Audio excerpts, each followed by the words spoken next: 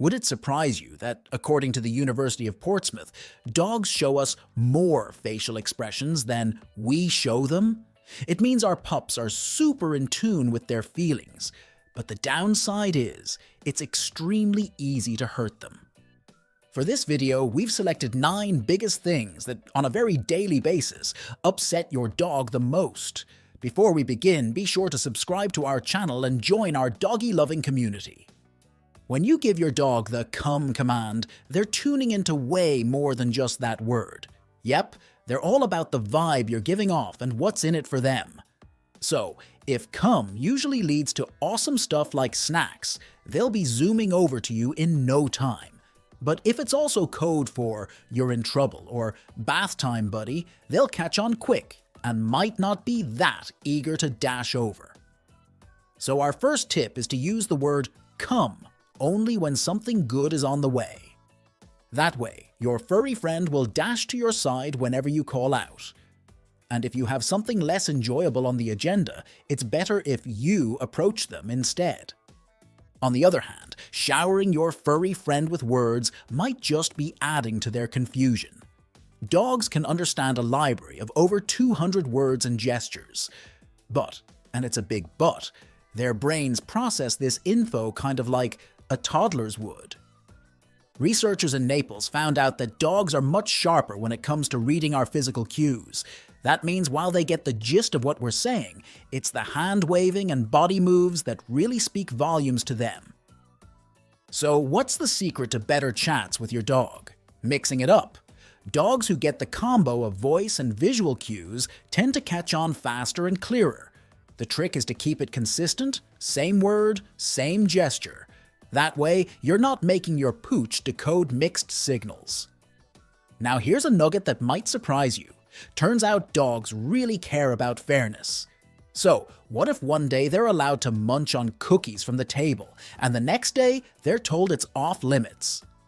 Or you shower them with love when they greet you excitedly after a long day away, but scold them for jumping on other family members. Let's be honest, that's enough to give anyone a bit of a trust issue. Since dogs absolutely love knowing what's expected of them, you need to set their rules straight once and for all.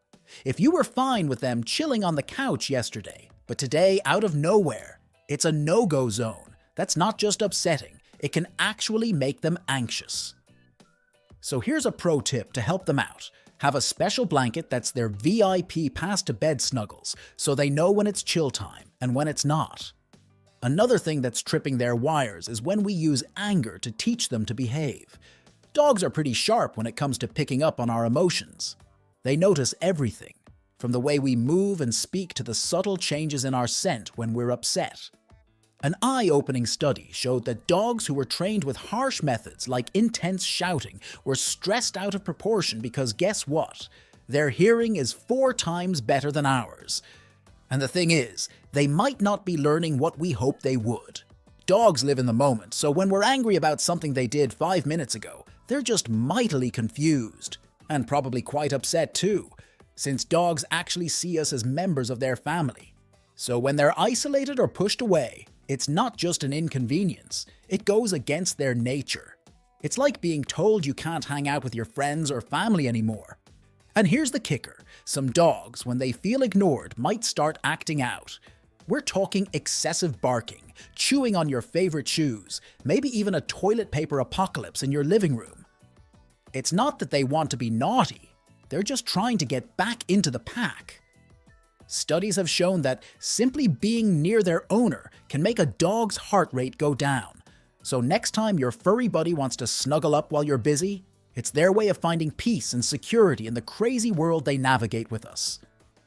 Just like their wild cousins, the wolves, dogs are pretty big on having their own cozy corners. Without a special spot to call their own, dogs can get really stressed out. There's this study from the Journal of Veterinary Behavior that says dogs with their own safe space are way more chilled out than those without. It makes sense, doesn't it? Having a little retreat can make a big difference in feeling calm and secure. We're not necessarily saying you need to build a doggy fortress. Sometimes the simplest things work best. Think about tossing a cozy blanket under a table or setting up a comfy mat in a quiet corner. And get this, dogs that snooze in the same room as their owners tend to sleep better and feel even closer to them. What goes through your dog's mind during a walk? Well, it's probably a lot more than we think. A stroll around the block isn't just relieving their needs. It's a morning newspaper in the animal kingdom. But here's a sad fact. Research from the University of Liverpool discovered that most dog walks are under 20 minutes. Yet, when dogs get to sniff and explore to their heart's content, their walk time can extend by up to 40%. That's a whole lot of extra news articles for them to read. And did you hear about Elvis? Nope, not the king of rock and roll, but a beagle with a nose for polar bear pregnancies. Elvis was trained to sniff out pregnancy in polar bear feces for conservation research.